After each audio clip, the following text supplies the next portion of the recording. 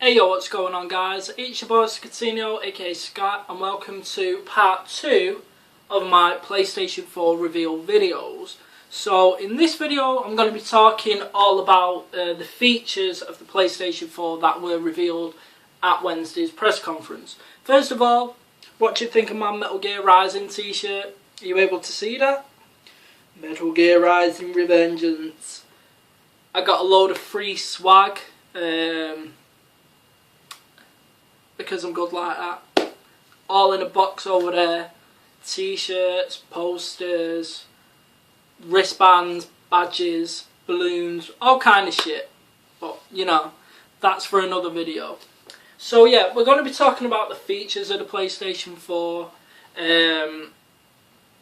Of course, the biggest thing, I believe, that actually, you know, the biggest feature that the PlayStation 4 is going to have is the whole social interaction that they've got going on. The fact that you can actually, as I was saying earlier on in the first video, on the new controller there's going to be a share button. That's really going to change a lot of things. Basically, when you hit that share button, it allows you to either upload a screenshot or upload gameplay to a bunch of social networking sites, whether it be Facebook, Twitter, I guess, and hopefully it's got to have YouTube integration in there, definitely. Now, why that is so amazing is the fact that depending on how Sony go about this, how they really go about this, if they do it right, it pretty much would deem your HD PVR, Elgato, whatever, obsolete, basically. You won't need them. The PlayStation 4 will direct capture whatever gameplay you want, and you can upload that straight to YouTube or any other social networking sites. We've seen it at the conference when they demoed the new Killzone game, where, you know, he hit that share button. The last 10 minutes or so of the gameplay was uploaded straight to Facebook. Now, obviously, that was like a pre-done thing. You know, he didn't play through that section and upload it. You know, that shit was already ready to go. But it was just showing off what it can do, basically. So, like I say, that's going to be an amazing feature if Sony get it right. I mean, my concern with that is, you know, are they only going to allow you to record maybe 5 to 10 minutes of gameplay? Once that happens, are you able to then transfer it maybe to your PC? But first of all, let's talk about the time. I know when I'm recording a game, you know, sometimes like I might like to record for an hour or so.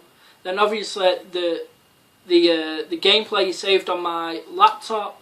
I can then put it into Vegas, edit it out, and do whatever.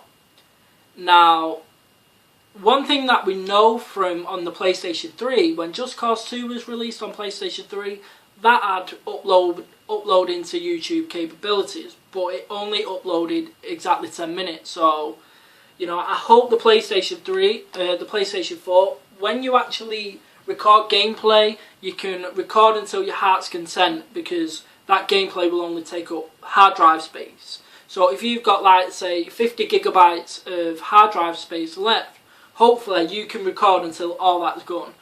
Until all that's gone, then you'll be able to push it to your PC and edit it from there. That's what I'm hoping. I hope, you know, they don't end up restricting us to a certain amount of time to record, because I think that'll just be completely silly. Also, I hope, obviously, the quality is going to be really good. I think if it's going to be a direct capture, so if you're playing a game in 720p, I hope it direct captures in 720p, and you can upload it straight to YouTube if you want in 720p.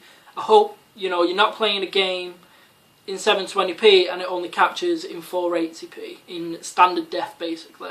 Just Cause 2 done that. It'll record 10 minutes of your gameplay, and you'll be playing it on a HD TV in 720p, but it'd only capture in 480. So obviously the quality that you uploaded to YouTube wasn't very good. I mean, it was okay, but you know, it's not HD quality. So they really need to get that right. Otherwise, I think it's going to be a really wasted opportunity. And of course, the screenshot feature is really, really good as well. But then again, I hope it's not one of them things where, oh well, it's down to the developers to let you. We have that problem on the Vita at the moment. Only certain games you're allowed to capture your own screenshots from it. Some of them, the developers don't allow it. So I'm kind of getting the feeling, well, is that going to be the same on PlayStation 4? It's only if the developers allow you to capture screenshots, capture game footage and upload it. You know, is that going to be the case, or will some developers disable that feature? I hope not. I hope Sony make it, you know, across the board. You have to allow it because, you know, this is one of the biggest features of the PlayStation 4. You need to allow it in your games. So yeah, it's a really, really exciting feature. Of course, as well, on top of that, you know, whilst you're playing a game, you can live stream as well. You have the ability to live stream your gameplay footage. So I could be sat here chilling on my bed, playing FIFA or whatever. I can hit that live stream button and a bunch of my buddies can jump in, watch what I'm doing, you know, comment, you know. And that is just a really, really amazing thing to do, you know. Unfortunately though, a lot of this is going to depend on internet connection speeds.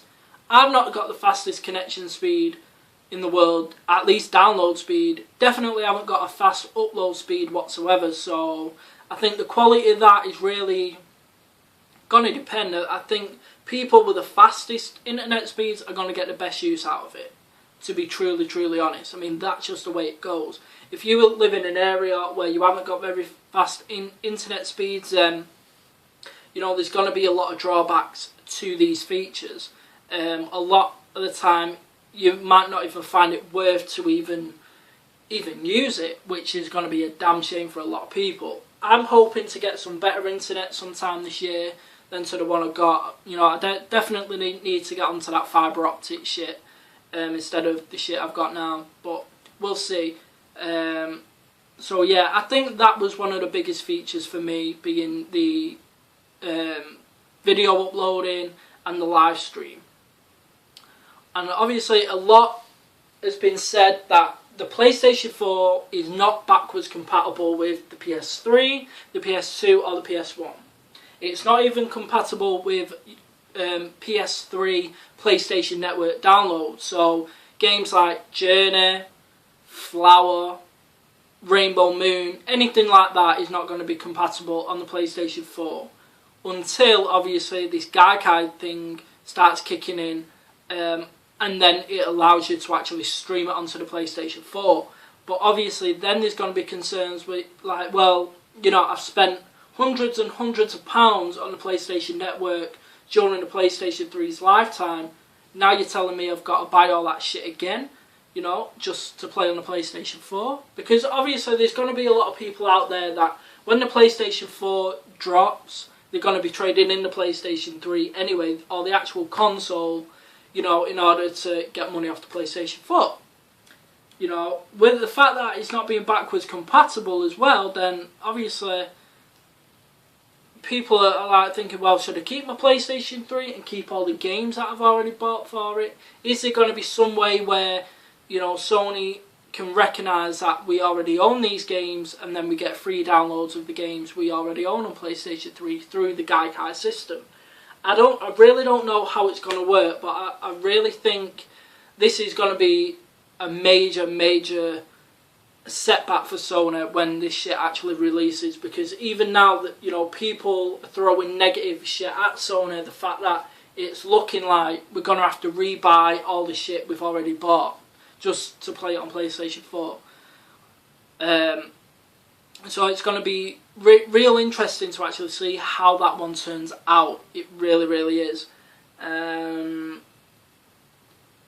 also, it also depends on how this Gaikai feature actually, you know, fits in. I mean, is it going to be a sort of, you know, phase by phase rollout of games that are going to be available to stream through Gaikai, this, that and the other, or like all the titles going to be available day one?